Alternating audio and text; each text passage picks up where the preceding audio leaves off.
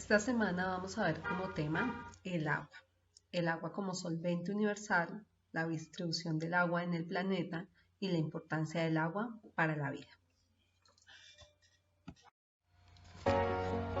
Los objetivos de estas clases son identificar las principales características del agua y su importancia para los seres vivos, comprender los procesos que se llevan a cabo dentro del ciclo del agua y reflexionar acerca de los efectos de la contaminación del agua en el planeta.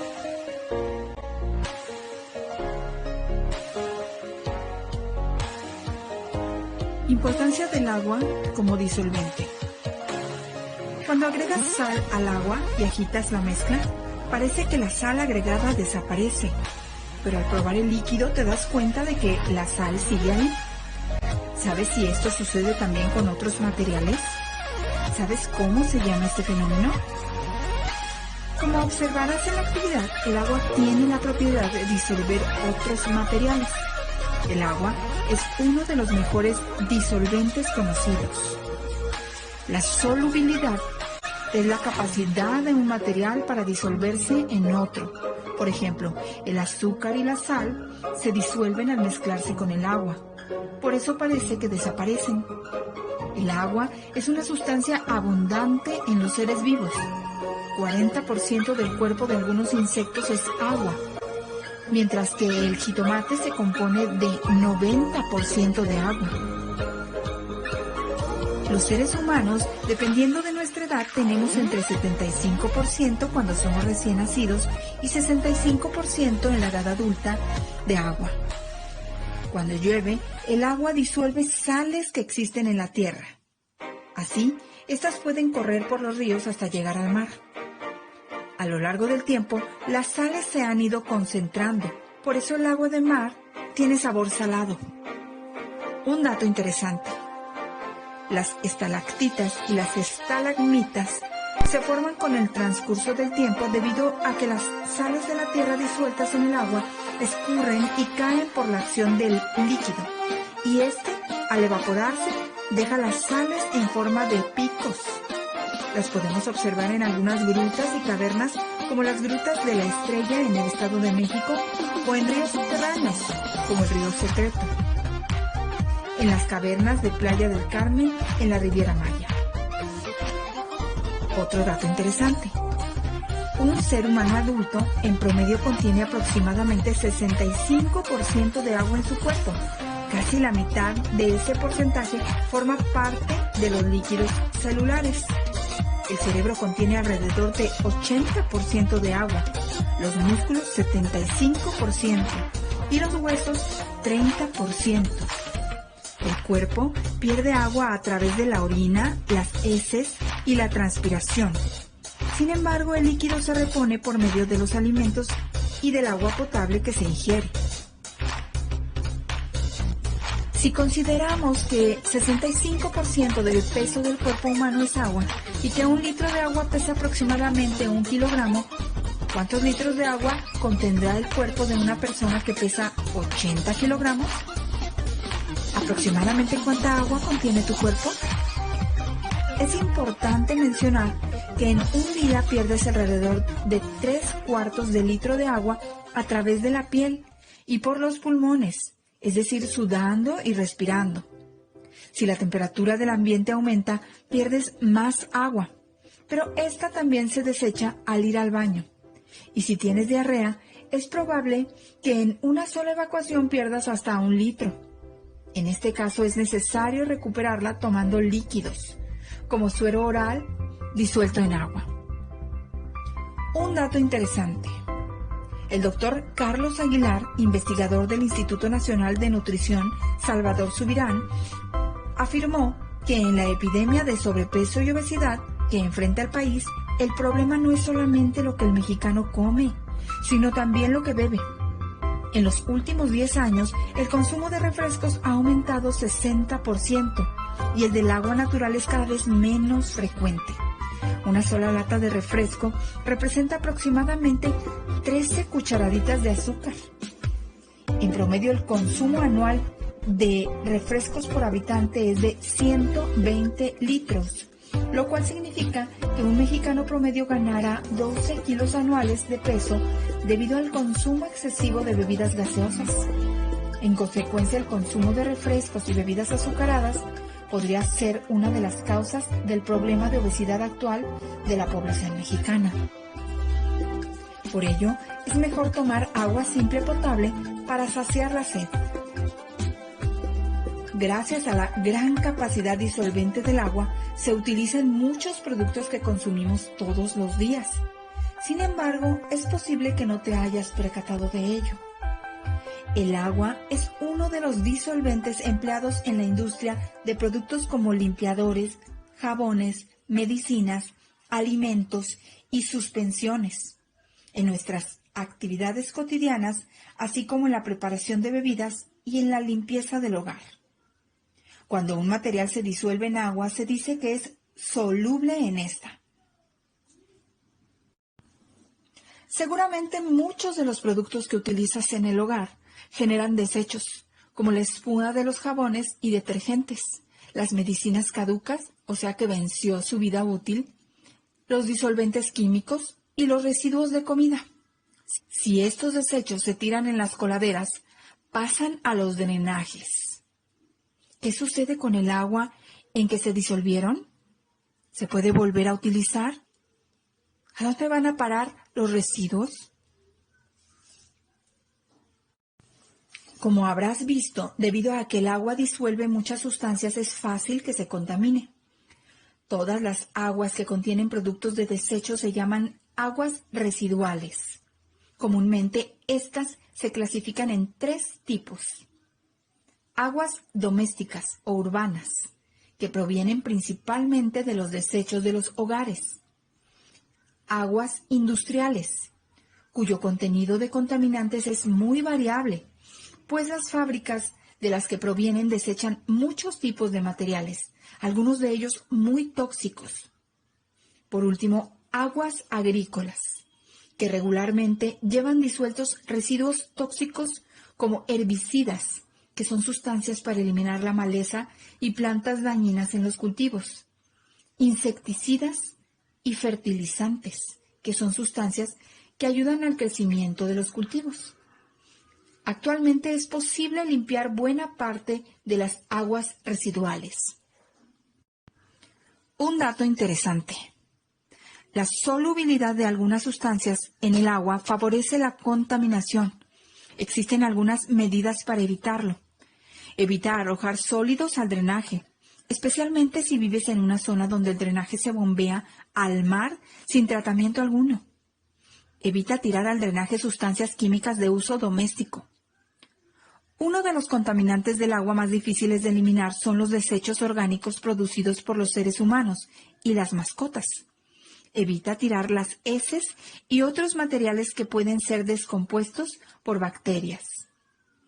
Existen otros compuestos orgánicos, los derivados del petróleo como la gasolina, plásticos, plaguicidas, disolventes, detergentes, entre otros, que al ser vertidos en el agua llegan a permanecer en ella por largos periodos. Al ser productos tóxicos o no solubles en agua, son difíciles de degradar por los microorganismos.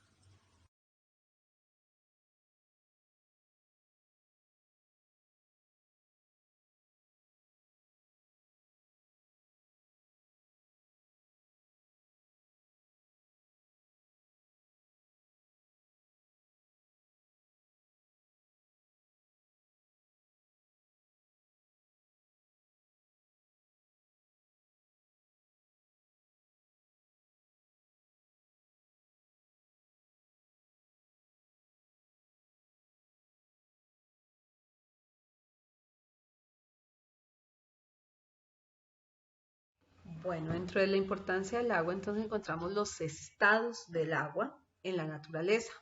El agua la encontramos en 3 estados. Estado líquido, como hablábamos en los mares, en los ríos, en los lagos, en las lagunas, en las aguas subterráneas. En estado sólido la encontramos en forma de hielo y de copos de nieve en las cimas de las montañas, en los polos, y en estado gaseoso es toda el agua que está en la atmósfera en forma de nubes o de vapor de agua.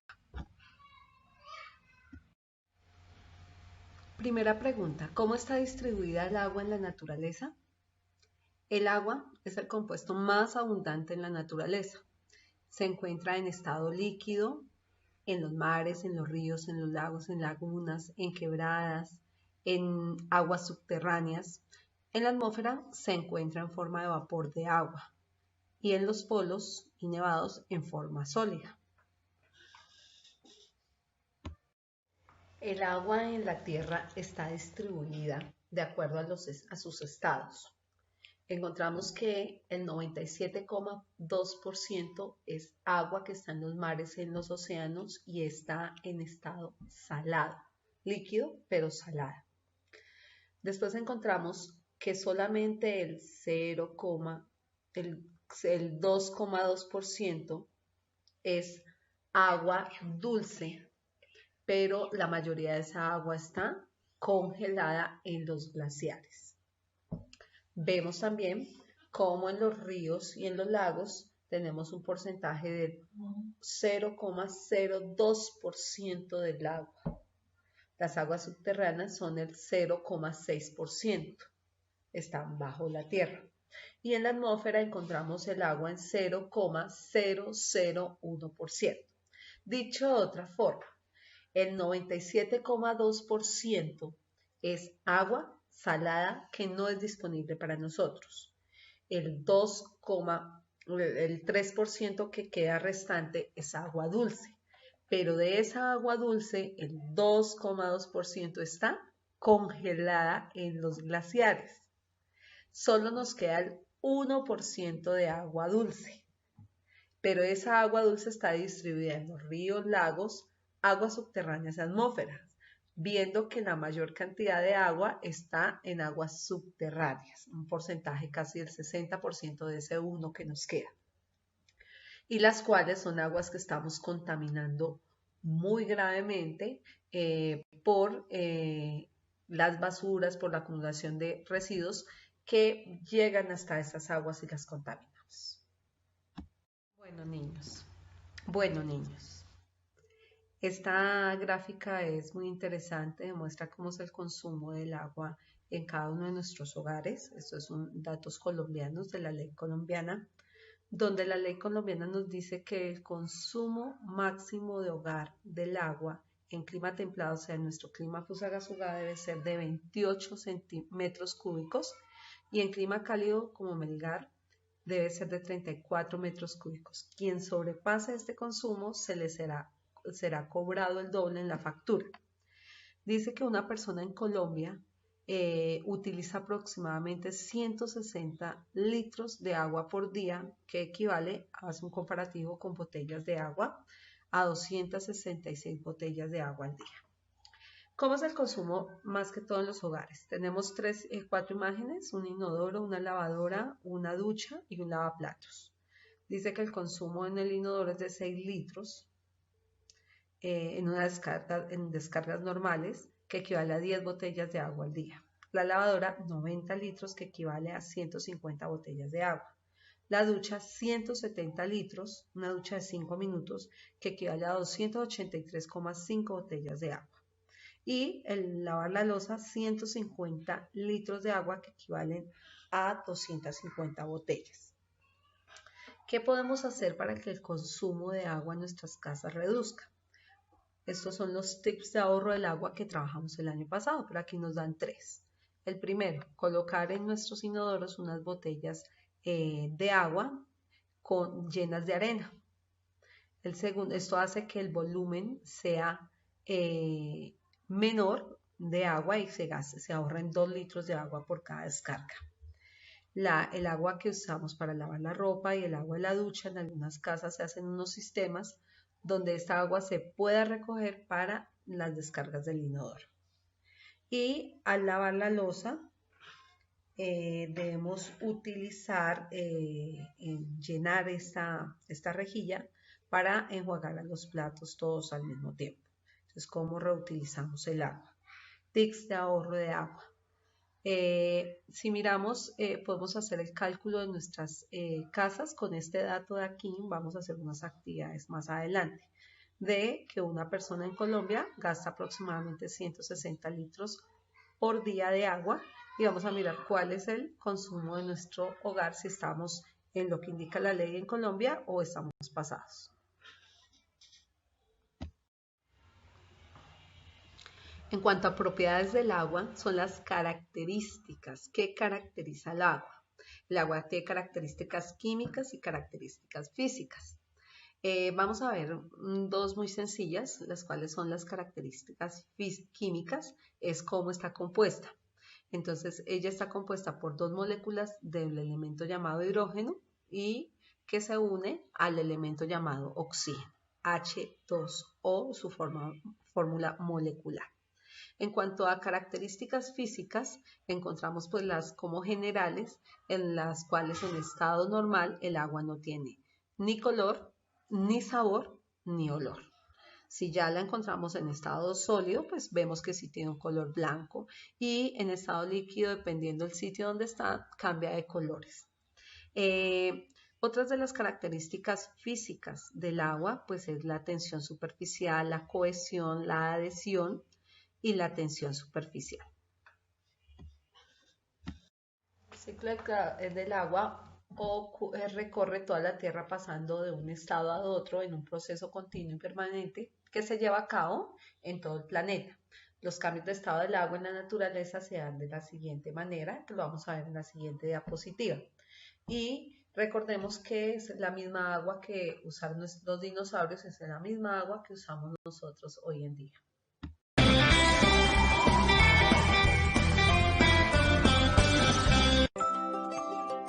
Hola amigos, bienvenidos a un nuevo vídeo de Happy Learning. Hoy vamos a conocer el ciclo del agua. La Tierra, el planeta donde vivimos, es el planeta azul. 3/4 partes de la superficie de nuestro planeta son agua. El agua es importantísima porque sin ella no hay vida. Sin ella no existirían estas simpáticas nutrias, ni estos osos juguetones, ni este presumido pajarito, ni nosotros, los seres humanos. Por eso debemos cuidarla, debemos conservarla y, por supuesto, tenemos que mantener limpios nuestros ríos y mares. ¿Sabéis que el agua nunca está quieta? Siempre, aunque no lo parezca, está viajando. Pues bien, ese viaje es lo que llamamos el ciclo del agua. Y ahora vamos a conocerlo. Cuando el sol calienta el agua de la superficie terrestre, se evapora, se convierte en vapor de agua y empieza un maravilloso viaje volando hacia el cielo, hacia la atmósfera. A esta primera parte del viaje la llamamos evaporación. Cuando el agua convertida en vapor asciende hacia la atmósfera, se enfría y forma las nubes. Esta segunda parte del viaje la llamamos condensación. Una vez que el agua se ha condensado y se ha convertido en nube, continúa su maravilloso viaje empujada por el viento, yendo de un lugar a otro. Las nubes son pequeñísimas gotas de agua suspendidas en el aire, pero cuando van creciendo y van teniendo más y más agua, las gotitas que las forman chocan entre sí formando gotas más grandes, que acaban cayendo y volviendo a la tierra en forma de lluvia o de nieve. Esta parte del viaje la llamamos precipitación. El agua que cae, que se precipita en forma de lluvia o de nieve a los ríos, y el agua que cae en tierra y que se filtra creando corrientes de agua subterráneas, todo ese agua continúa su largo viaje recorriendo largas distancias hasta que llega al mar, y cuando llega otra vez al mar, vuelve a empezar. Evaporación, condensación, precipitación. Por eso se llama el ciclo del agua, porque nunca para. Siempre repite su eterno viaje. ¿A qué es súper interesante el ciclo del agua? Adiós amigos, hasta el próximo vídeo y no olvidéis suscribiros a Happy Learning.